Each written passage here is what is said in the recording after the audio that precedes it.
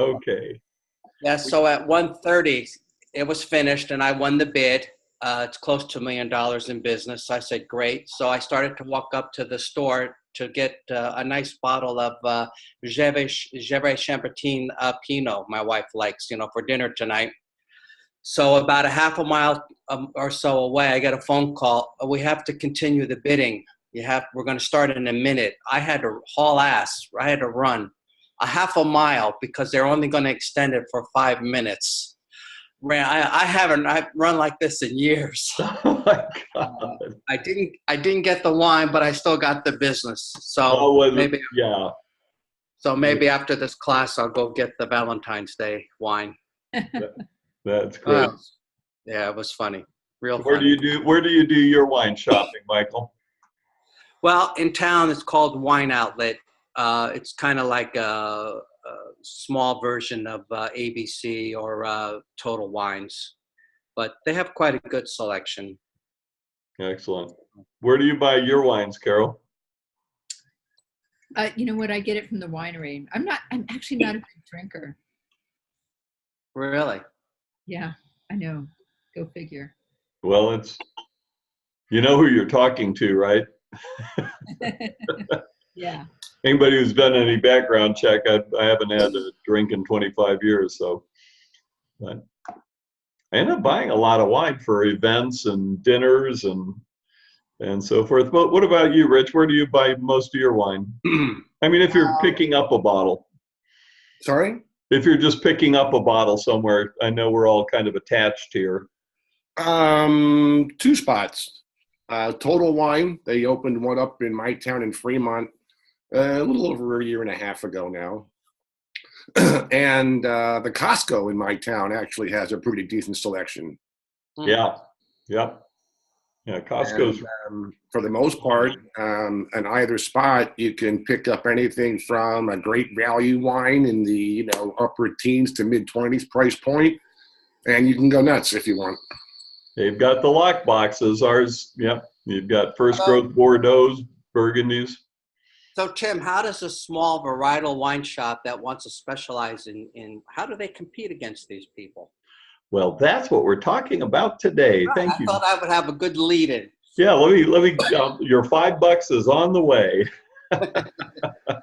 Well, there's a second lead in too, because one of the assignments, Tim, you gave us was to go talk to various folks on the floor, so to speak, yeah, in the wine junk shops. And by way of the Total Wine, there's a couple, 3 guys in there that gotten to know me and vice versa.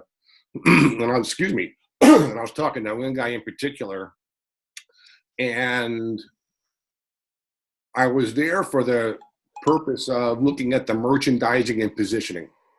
What's what? Why do they put it there? What drives the decision for the various end placements and blah, blah, blah throughout the wine section, yada, yada, yada. And one thing led to another. And what he pointed out, we were talking at this part in the conversation about the 3-tier distribution system. Yep. It is common practice and resultant common problem that wineries that are what he called in that like funny middle world between like 10,000 cases and no more than maybe 100 and less than 100,000 are constantly being dropped by their distributors. That's good for me. And and I was shocked. It's like, because we didn't get into all the reasons why, because we were on a larger topic set, specifically about the business at Total Wine and how they do it and why they do what they do. But I was floored when he said that. He said it happens every day. It's really interesting how much you can learn, going beyond this course, and that's why I have the insistence. I don't think half the people who take the course ever actually do the homework. But it's amazing when you start having conversations on a business basis rather than on a passion or a groupthink basis, right? Michael was just pointing out before we started the the class that I think in his terms I was a troublemaker, which I don't deny. But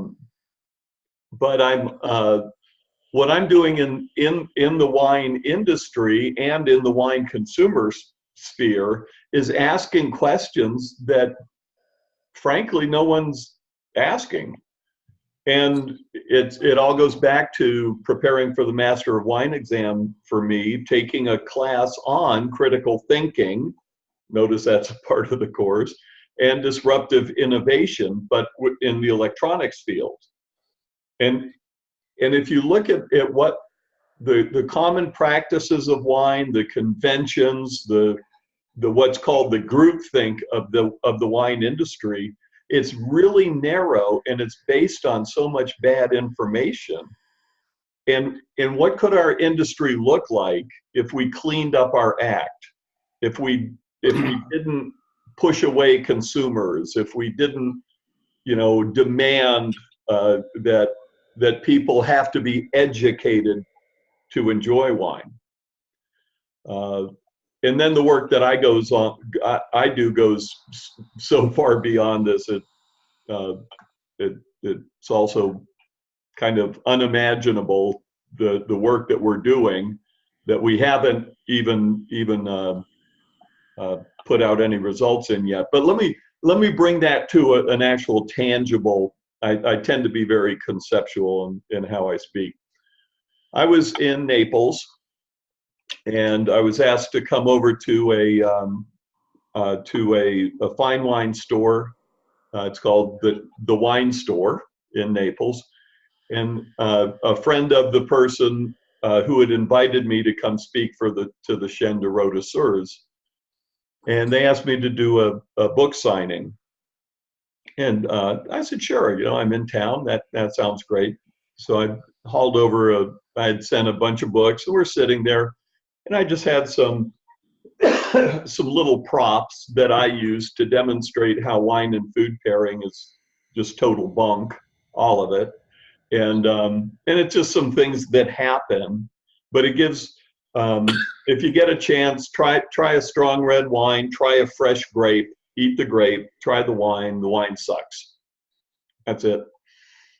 And if you have cherries and the cherries are sweet, the cherries will make the wine suck. The raspberries will make the wine suck. Brush your teeth, drink orange juice, and it's actually the same sensory phenomenon. It's called sensory adaptation. The other thing to do, and we'll go over this in the very last webinar, I'll give you guys the whole thing. Michael, you got a lemon there? Yeah. And salt. Get a piece of lemon in a salt shaker. So you want me to cut the lemon? Yep. You can just cut it in half and bring a salt shaker and make sure you've got your red wine. Have either of you done this, Carol or Rich? It's called Tim's Tequila Trick. This is a very disappointing New Zealand Pinot Noir.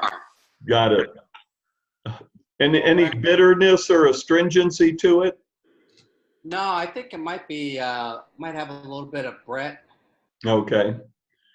Well, so pay attention to the bitterness and astringency. Put a little salt and lemon on the back of your hand or on somebody's neck if they're nearby.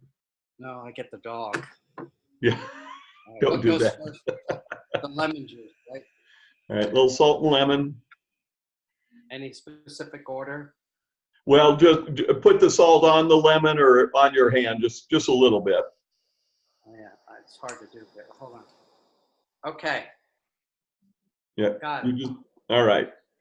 All right, pick up your glass in the other hand. Take a sip of the wine. Lick your hand. And try the wine again.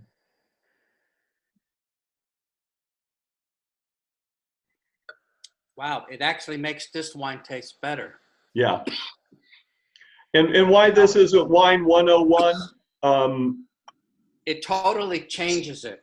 No, I know. That's why I did it, right? And I'm gonna do the rest of the bottle. so So there are simple principles of what happens with wine and food. Carol, when we get to the end, you're going to want to do this in your tasting room because it made Michael go, wow, right? Yeah. And so rather than saying, oh, you mix this with that and the cherries and the Pinot Noir and the salmon and whatever, it's all a bunch of hogwash. It honestly is. Salmon unseasoned and without lemon totally sucks with Pinot Noir.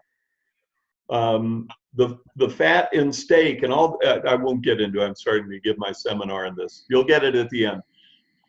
If you go to a Tuscan restaurant and order the specialty of the region, bistecca alla Fiorentina, you'll get a heavily salted steak that's served with lemon. End of story. It makes the wine taste great. It makes Moscato taste great. It makes Super Tuscan taste great. It makes a whatever taste great. And so it's not limited to Pinot Noir or bad Pinot Noir or good Pinot Noir or anything else. And so as an industry, we overlook things that are so obvious and right in front of our face. And that's the disruptive work that I'm working to do. And again, this is just the teeniest tip of the iceberg of what we know and what we're trying to forward. So I'm in this retail store, and they've got a really wonderful guy named Corey, who's smart as hell. He's their wine guy. And then the owner, Bruce Nichols. And so we're kind of talking, and they started to talk about customers who come into their store. And they said, you know, God, we're just so sick and tired of these people that want Meiomi and Rombauer, these manufactured garbage crap wines that are sweet and don't go with food and blah, blah, blah, right? Everybody heard that story before? Yeah. And I said, what do you do? From the echo chamber. Yeah. So I said, how do you handle those customers? Oh, well, we tell them what they're drinking's crap, and we give them a better alternative and whatever. I said, oh, that's awesome. And I'll tell you what, you never hear from them again. They never set foot back in your store. Think of the business implication of what you are doing in trying to sell wine. And he's like, well, what do you mean? All right. So does anybody think that by telling consumers they're stupid, that what they're drinking is chemical laced and manufactured, when it's honestly not any more than virtually any other high-end wines, and then making them feel totally stupid, selling them there's something they're not going to like, and thinking that's good for business? Sometimes that might be their ego in play, huh? Well, might be. It's a combination, and part of that ego isn't even an individual thing. It's the group think. You know, it's what you were taught in wine school. It's what you were taught from the expert. It's what you read in the books and in the Wine Spectator, and from Matt Kramer to Jim Lobby to whoever it is. And so doing your homework and going in and having these conversations, wow, it's really interesting to hear that there's this category of production that's not big enough and not small enough, and the distributors are dropping them, according to the conversation Rich had, right? So one of the things that I really encourage is continue to have these conversations and do this homework long after we're done. And again, try to find the distributor sales rep in a grocery store when you're buying a hunk of meat or some veggies to bring home or whatever, and you see a wine person, just stop and take a minute and say, hey, I'm in the wine business, or I'm studying the wine business, or what do you do and what's your life like? And it's amazing what happens when you give up the talking only to the people who are interested in the products you're interested in, or that all have the same point of view because they're all part of the WSET or some sort of educational program. And, that's me to the nth degree also. So anyways, cool. Any questions about that? No. All right. I want to make sure everybody is absolutely clear on the route to market options and the supply chain post-production, okay? So supply chain can be looked at in a number of sort of, if you will, big pieces. First of all, there's the whole business of grapes and the supply chain as far as if you want to grow your own and all the things that go into there. You've certainly got the business of production. You've got all the pre-fermentation, fermentation, aging, cellaring, packaging, and all that kind of stuff. So what I want to focus on now is making sure that we can talk about the route to the market from the winery, and then whether you go through a broker or not, if you're a custom crush client or not, the 3-tier system, which is, remember the 3 tiers of licensing. Tier number 1 is holding a production license. You're licensed to produce a product. A wholesaler or distributor, fundamentally interchangeable, you hold a license to legally receive product from a licensed producer, and then your license to resell it to licensed stores and restaurants, etc., which is the 3rd tier. Okay. So Tim, do you consider the distributor an importer on the same tier? Well, in that perfect question, because that becomes in sort of a gray area. A winery can hold an import license, and many do. All right. Yeah. Yep. So what they're doing is they're holding their import license as a winery, and then they can sell to their distributor or other distributors or account direct or whatever. So an importer can be a separate entity, and then may choose to only sell to distributors. Right. So Banfi and so on, they don't sell direct to account. They don't have the wine club, but they've got warehousing and infrastructure and ways then. So they're kind of on the producer level, if you will. All right. Then every distributor I know of holds their own import licenses. Right. So they can buy directly from producers in Italy, France, New Zealand, or whatever. And then, let's see, does that cover? And then you've got importers who are almost like a custom crush, who have an import license. So they're not licensed as on the producer level, but they're licensed as a distributor or a wholesaler, which is, I think, what you hold, right, Michael? That's correct. Yeah. So as far as I know, those are the iterations, and that's why the role of the importer kind of can fall in a number of different areas. Gotcha. Okay. And then the broker's another kind of ambiguous thing. In most states, unless a state requires a broker of record, which mostly is in the spirits industry, but sometimes I think Utah might and others. But sometimes the state says, hey, we need somebody in our state that's responsible for all the taxes and everything else. So if the winery goes out of business, this person's responsible, and they're a resident of the state. But for the most part, wine brokers don't have to have any license. They fundamentally operate as a contract salesperson or service provider to a winery or to an importer for a given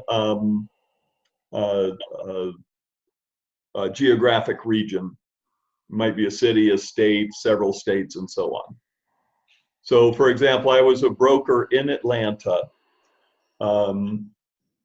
I was representing Seagram Chateau and Estates, George DeBoeuf. I had about 20 California wineries. So I had a whole portfolio of products that I was representing, but it didn't require any licensing. And then I was paid commissions by the wineries for whatever I sold. Does that make sense? All right. Then there are many, many different consumer sales options now. If you're doing the 3-tier system, you've got the winery or importer who's considered a producer of record.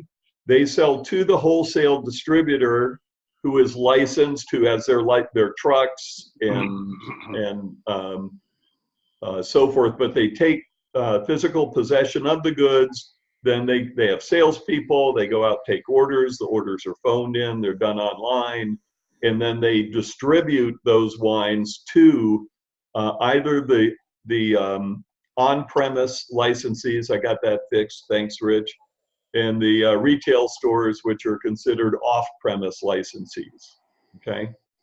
So that's the 3-tier system.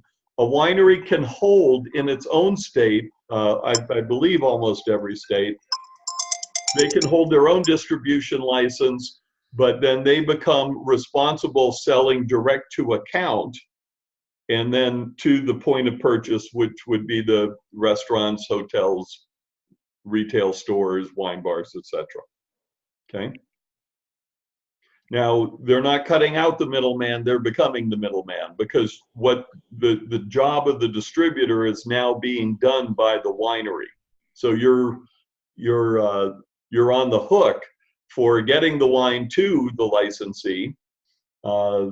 You are on the hook for taking the order and having some infrastructure for receiving orders.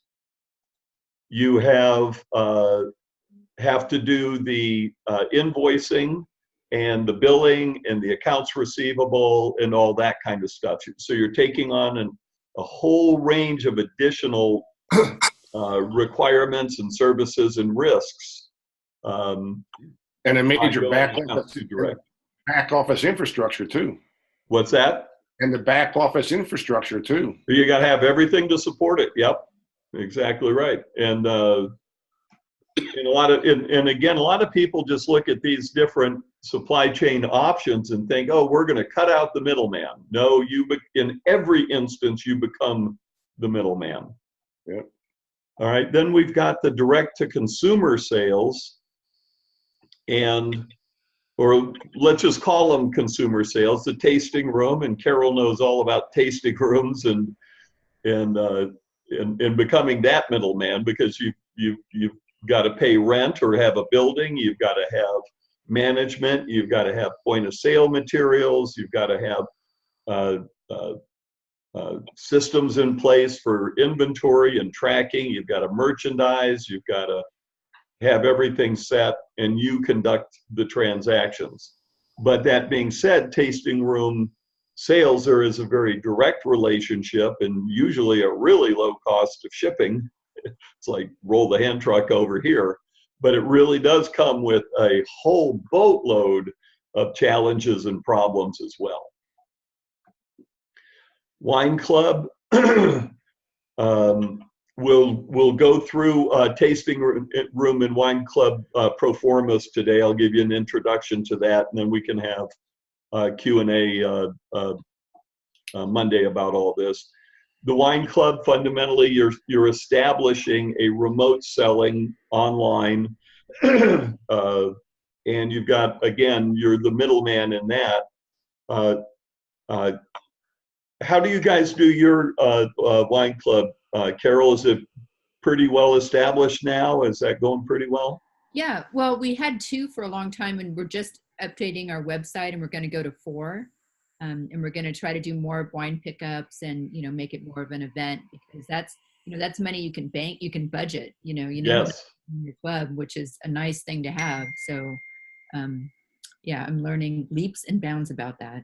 Great. I'm going to give you the, did I already show you the Wine Biz Sim pro forma for this? No. No, you get it today. Yay. All right. Carol, when you say you're going from two to four what? Wine clubs. We just did a Yeah, red, white, 40 and now we're doing a mixed. And I think the other one was higher end stuff. Actually, I could look, but Oh. And we'll actually go through that in detail, Michael. So Okay. usually what's happened is people find that one single wine club makes it really hard to personalize choices. Somebody might want only red. Somebody might want only sweet wine. Somebody might want high-end wines. Somebody might want a whole range of things. So almost everybody who's doing wine clubs now break it out into a number of different different clubs. And some people, and you probably have this, Carol, they might even belong, one couple or family might belong to a couple of your wine clubs. right. Yep. Winery website, again, it's almost a non-event, but it's important to have it. You put up kind of your MSRP, you may discount from that, but this is just somebody comes shopping on your website. They don't join anything. They just order a half dozen bottles or a case, and it gets delivered to them. And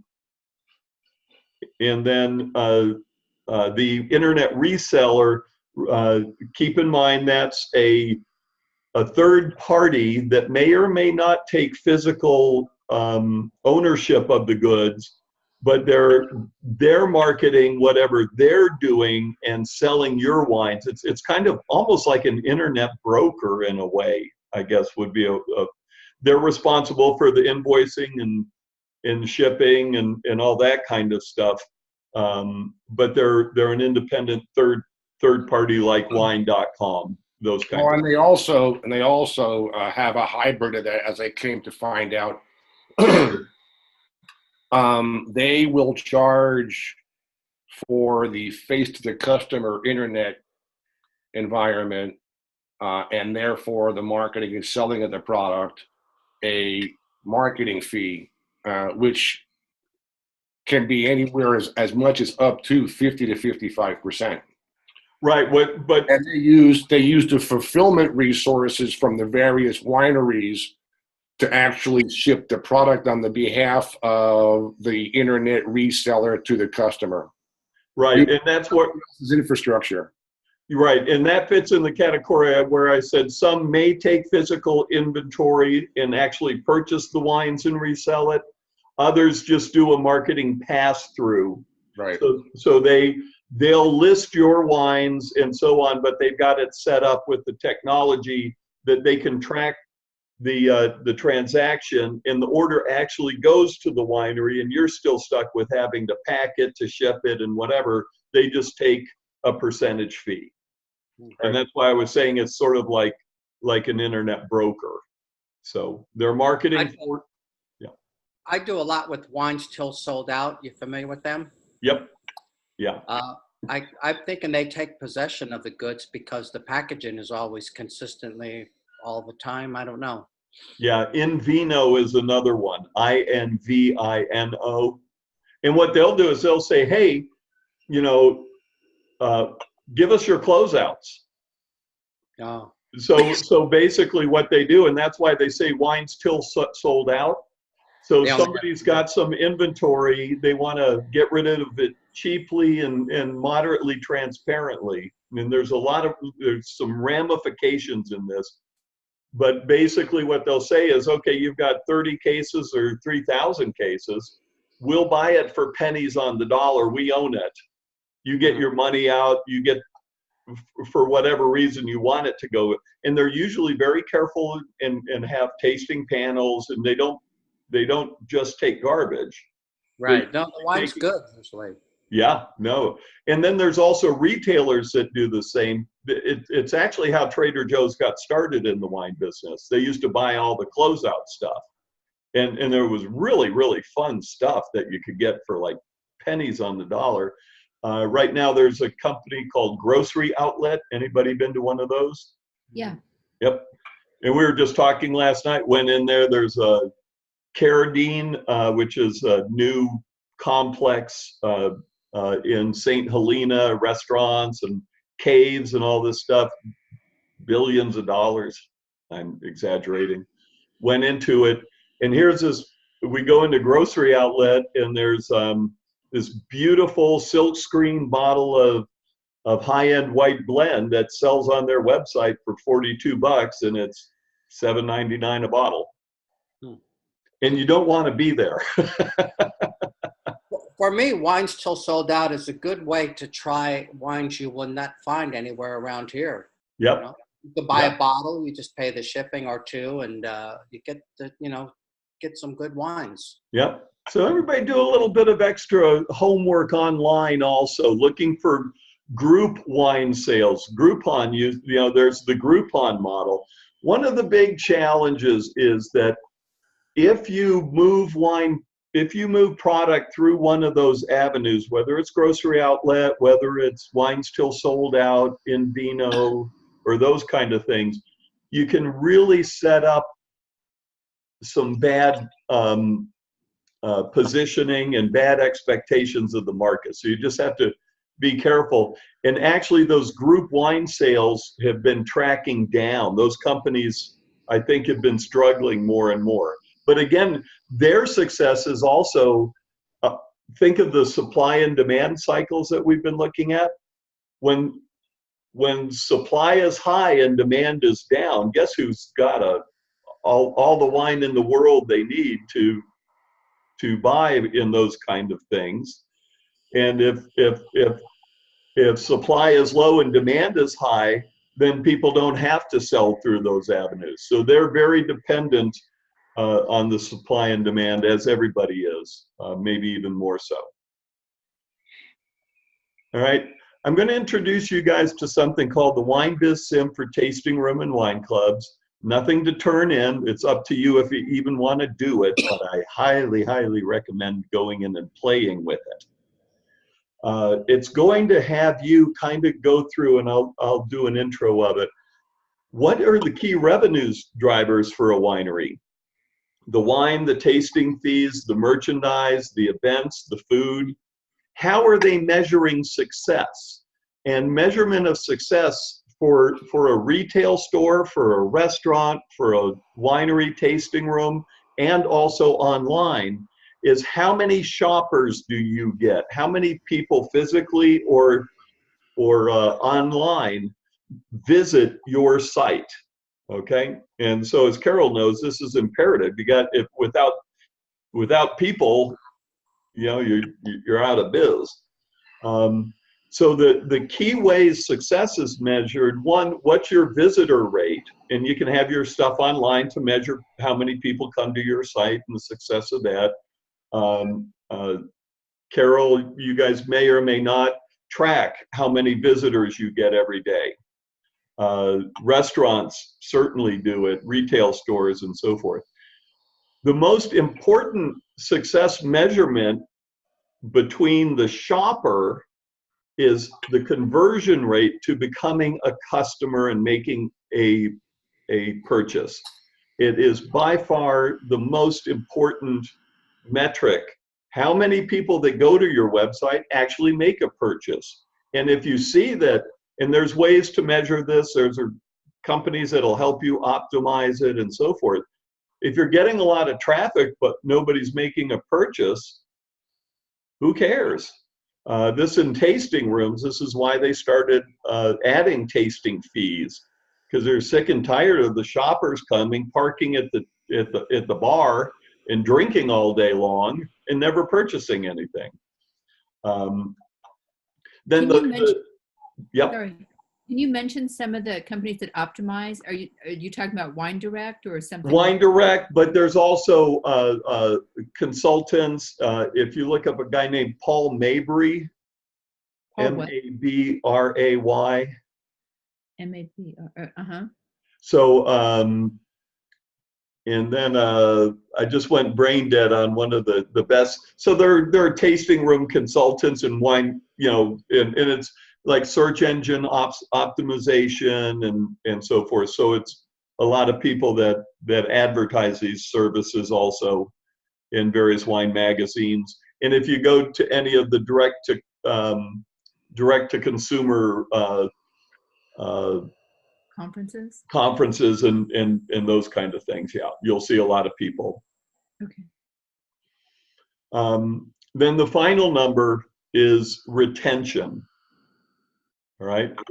So you've got a shopper, you've got a conversion, and then how long do they stay a customer? And this is becoming more and more a problem as people are offering more and more inducements. Hang on, I had an inducement up here. What did I do with it? Too much junk in my life. Oops. Now I got something in the car, $100 off your first order from Naked Wines or something like that. So what's happening is to create that conversion, there's the incentives and there's what you have to pay out and the cost of doing business, and that's why it's a unicorn. You're chasing a unicorn if you think, oh, going direct to consumer is going to, it's cheaper than three tier, or it's this or that. There are costs involved. And then, so there's that cost of conversion. And then once you've got them, there's a cost of customer relationship management and that retention. You've got to send out emails, you got to send perks, you do VIP parties, anything to keep those customers as long as possible, okay? And that's in here, the incentives, discounts, promotions, free shipping, sign up now. And here's why people are getting ticked off at the pressure when they go into tasting rooms and even retail stores. Sign up now, because the person who's trying to get you to sign up gets 25 or 50 bucks or some percentage of something for getting you to sign up. It's worse than timeshare. Yeah. And then maybe there will be these we'll buy your wine club membership. Well, Tim, let me ask you a big question. Yeah. At the very, very top of the mountain, so to speak, question. Let me kind of give it to you my personal experience, what my wife and I do, and then to make the question half pregnant. Do it quickly, Rich. We've got a lot to cover. When we go to a winery of a particular choice or note, it's like, why are you going there? You want to taste the wine. If the wines are exceptional or very, very good, we buy a case. Why bother if you're not going to go? I mean, why not? If you're going to go, why not buy their wine?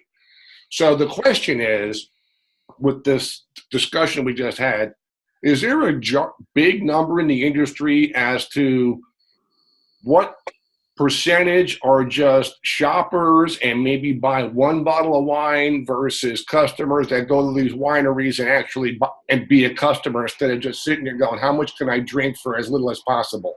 There's data everywhere. And if you go into wine, let's see, winery tasting room conversion, all right? You'll find surveys in the North Bay Business Journal, workshops, blah, blah, blah. So the data's out there, and it's hugely dependent on why are people in the region in the first place? An amazing amount of the traffic through the Napa Valley is just pass through. So it's people actually taking inland routes, or they're just coming up, and it's just kind of like Disneyland. So they're not there to buy wine, but everybody's trying to grab them and come to our tasting room. So what are you doing to do that? And if you're in an area like what's the name of the street going out of Healdsburg? Most of the people going there it's a much smaller area than the Napa Valley. They have much less right there accommodations and so on. So most of the people actually are tasters and buyers. So it's highly dependent on locale and again, going back to what's the market for selling wine, for selling tastings, for doing events, for doing those kind of things. And it's all over the board. So there's no real answer other than, yes, data's available, and you can go in and find up all sorts of really killer stuff about benchmarks for Bennett Valley and stuff like that. Thank you. You're welcome. Great question. All right. All right, that's the wrong presentation, I think. Wrong slide. That's the right one. Now, more and more retail stores are becoming tasting rooms. And these collectives in the wine country, and Michael, you see this all over, you know, from ABC to Total Wines and More, they've got the tasting bar. You can buy a wine by the glass. You can hang out.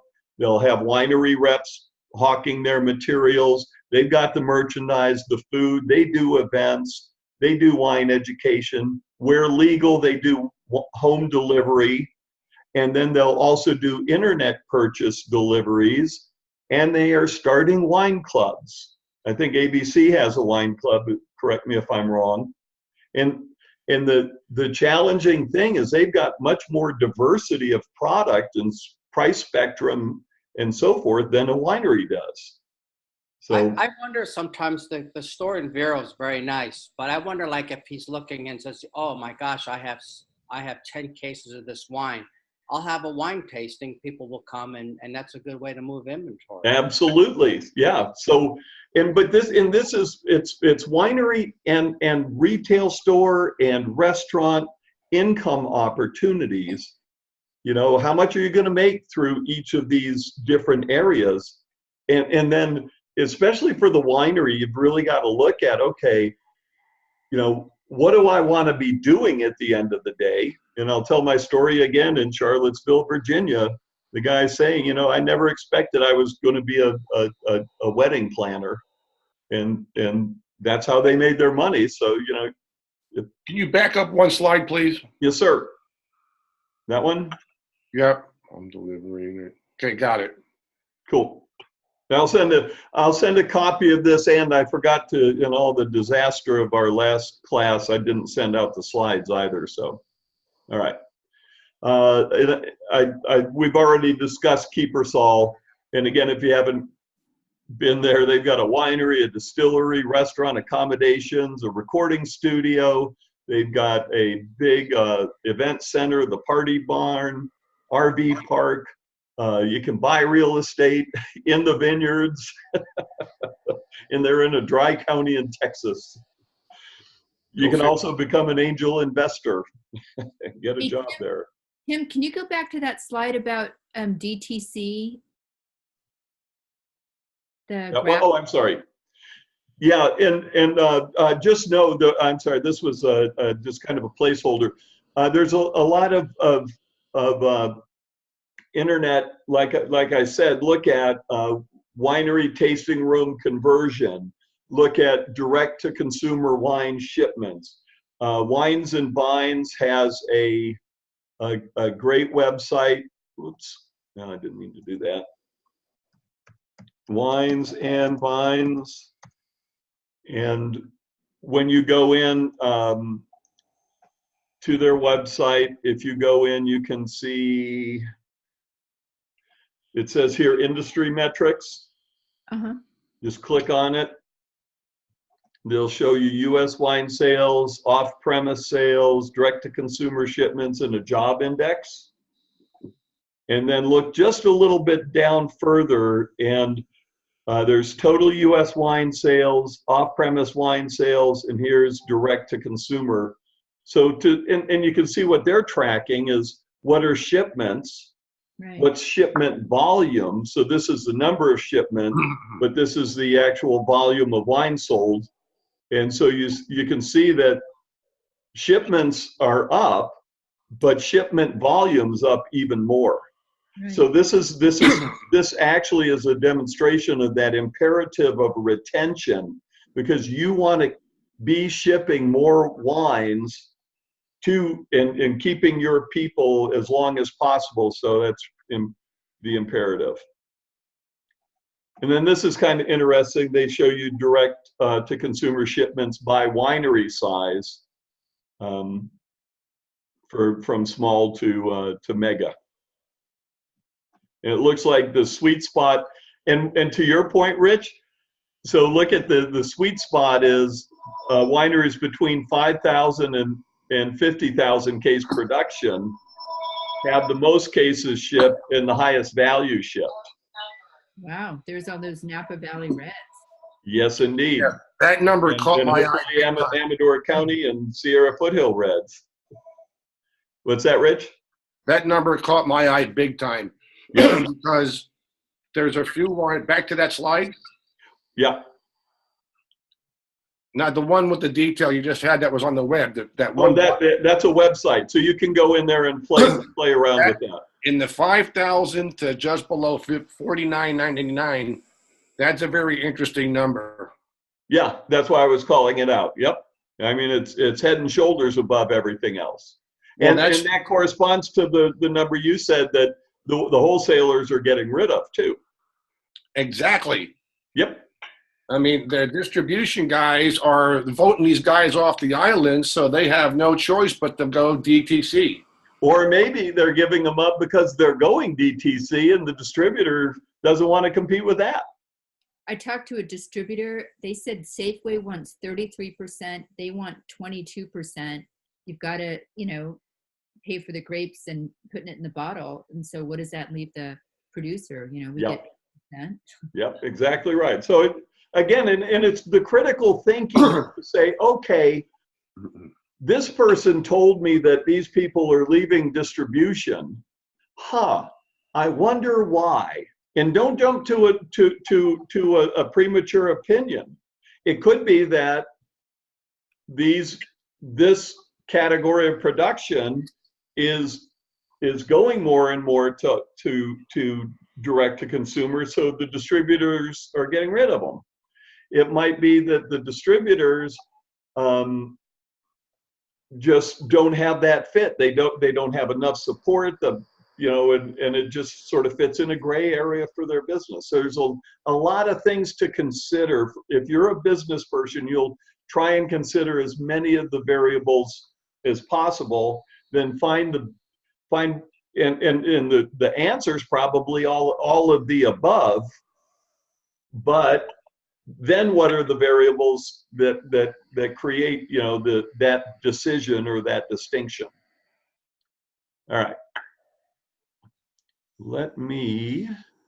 There was another piece I found interesting too, because in that particular volume range, they also, if they cross a certain threshold, they have to pay more taxes. So right. If Exactly right. Yeah. So you've got federal excise tax, and that becomes a big number. All right. So inside of this, and again, this is from Wine Business Monthly. They do direct to consumer Wine Business Monthly, direct to consumer Silicon Valley Bank. And they do a report every year with this kind of stuff. And I think we showed this slide earlier, but this was, what's the percentage of purchase or conversion from customers who are seated, who are standing at the tasting bar? What's the average tasting bar seated, and then seated in a casual group? So this is the fundamentals of looking at consumer behaviors and what's driving them. So looking at the SWOT kind of analysis of each channel, really understanding the costs and the resources required, the time and the effort, the labor personnel, the margin and the volume potential is how good business decisions are made by a tasting room, in a wine club, by a retail store, selling through a third-party internet reseller, selling to a company like Groupon or the closeout kind of stuff. All right. All right, and so we got this. Now, let me take you to and show you an example of, if you open up your project, you go onto the website, go to auto filter. You won't have any of this stuff, don't worry. And then go to the Tasting Room and Wine Club version 9. Hit new, and it's already filled out for you. You just get to go in and play. But Carol, we can make this your final project if you want. Okay. All right. You name your project, you bookmark, if you're going to save it, bookmark it and save it like you did the original workbook. And then voila. And woohoo. All the way down to your first aid kit. Wow. There you go. Yep. There you go. Bank charges, insurance, shipping, consulting. So the way this works, and I'm going to do just a little quick intro and then play around with it, and we'll talk about it more on Monday. How many days a year are you open? And what does that have to do with your traffic and everything else? So these are the primary drivers of income or the revenue and profitability for a retail store or for a tasting room. Do you know how many days a year you're open, Carol? Oh boy. I'm gonna guess, because right now we're not open much because of okay, I'm gonna say like 280. 280. So all you do is plug that number in. All right, now watch our revenue and profit here, because we had it higher and it went way down because you're not open as many days. And then the next thing you need, and these are the key measurements of success. Now, let me put this in a couple different contexts. If you're selling wine and you don't understand your buyer, a retail store, if you don't understand what's important to them, what their drivers are, where they make the most money, where their customer interests are, you've done a very bad business job of understanding the supply chain, after where you are. If you're running a tasting room, if you're running a retail store or restaurant, you need to know the key metrics. And if you look at the days you're open per year plus your your daily traffic. Now this is an average. That means I'm guessing, Carol, you've got those days when the roads are icy, you don't see a single person all day and you're paying the overhead, right? Right. So given that kind of traffic, then what's your annual customer account? Do you guys charge for your tasting? It's $5 a head, but that often is waived, and it's credited back if they buy a bottle. So Right. So that's where this is. And for yours, we're going to do a lot of revision to this. okay. But what's that fee? And not only what's the fee, is how much is discounted or waived when they make a purchase, right? Right. It can put a big ding on your profitability. Right. How many bottles of wine are sold per visitor? Sometimes it's 0.2, sometimes it's 12. Big important number. What was the average? That'll give you your average case sales. Then what's your tasting room retail price average? Now this is hard, but with your POS, you should be able to kind of average your sales price and work back to your cost of goods. How many dollars do you sell each visitor per average in merchandise? Okay, so that's in there. So here's the question. This is annual. Can you do that monthly? Because, as you know, like it's crazy during the summer and, You're going to, for this, you'll have to average it out. Okay. Yeah. And do you have a POS system that tracks? We use Square. Yep. And you should be able to look at number of transactions divided by 12 to come to the monthly average. So here's a question. Sometimes the hosts, we've talked about tracking actual visitors. Is there an easy way to do that? Because they're like, oh, we're busy. Somebody at the door with a counter. Mm, I don't know. I wonder if somebody's got some sort of yeah, automated too bad. system, but I don't We know. might get some little electronic thing that can. Right. Right. Yep. Now, as Carol was saying, wine clubs. All right. So this is set up. Here's a wine club with 400 members. The average sale or bottle price is this, and there's X number of bottles, X number of times per month or per year. Wine Club 2 is much smaller. And I'm sorry, so Wine Club 1 is 1,000 members, $25 a bottle, 6 times a year, 2 bottles. Wine Club 2 is a lot less members, higher price, less frequency. And then you can do up on a separate page, work up to 4 additional wine clubs. So we'll work with you, Carol, on this. Okay. And it should be really, really great at starting to project, and then you can run scenarios. Well, what if we added and we could get this many people? Okay. Internet sales, like we said, is usually kind of a non-event, but that's there. Event cover charges. How many, if you do events, what are your additional wine sales per person that are events related that you can tie into it when you're trying to balance out, is it worth it for me to hire the musicians, do all the advertising and this? What was our wine sales during that period? And if you have a cover charge, if you've got merchandise sales, if you were selling beer and other stuff, you need to know, if it's a profit or a loss. Then we go through all the cost of goods, labor, different configurations, on call and hourly and salaried. Are you paying any benefits? What are your facilities overhead?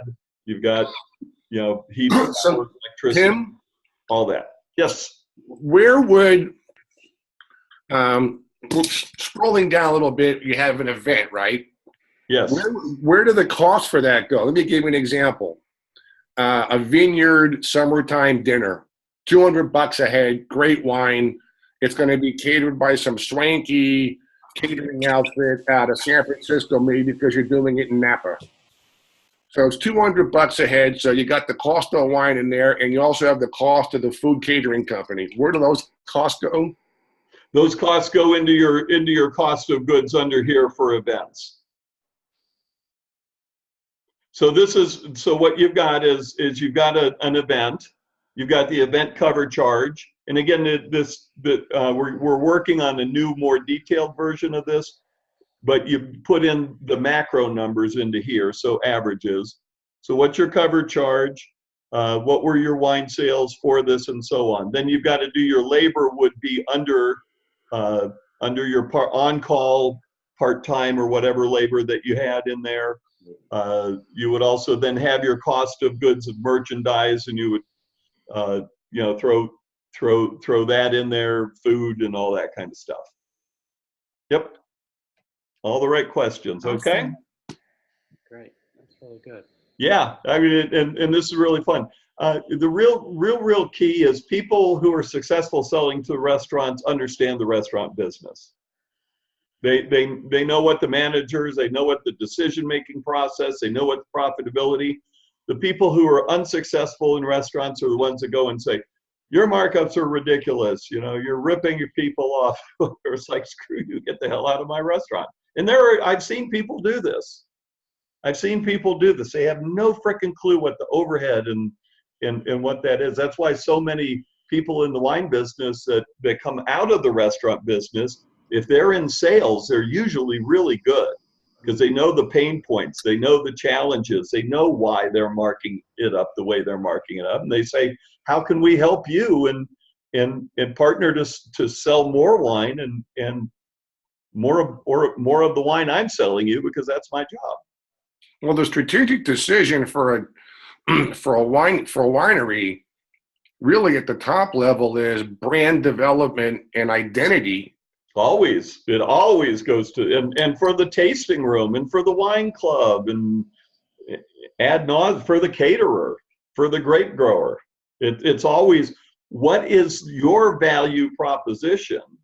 And that's why when I was in national account sales, I was in the inner circle of Marriott operations. I went to meetings in Beijing and San Diego and whatever, and I was there with the decision makers because I knew their business, and it rocked in terms of my being an effective salesperson. It was $250,000 a year account that I weaseled my way into because I knew the shit that goes on behind the scenes in those companies. Yay. Okay, any burning questions? No, but I'm going to probably give you a call on Friday just to review my final project. I have some questions. Okay, great. Yeah, and I'll glad email to help you out there and in that. And for anybody, actually, let me get to my final slide. Hang on, wrong slideshow. Hang on. 13 of 13. Oop, hang on. Let's get to there. Oh. There you go. So the rest of this week and next week are great. I'm going to be at the Oregon Wine Symposium next week, and I think Wednesday I might be doing our class from there, and I will be Monday night also. So we're all going on a field trip. Okay. Just so you know, I'm a part owner of Willamette Vineyards. Oh, awesome. Very good.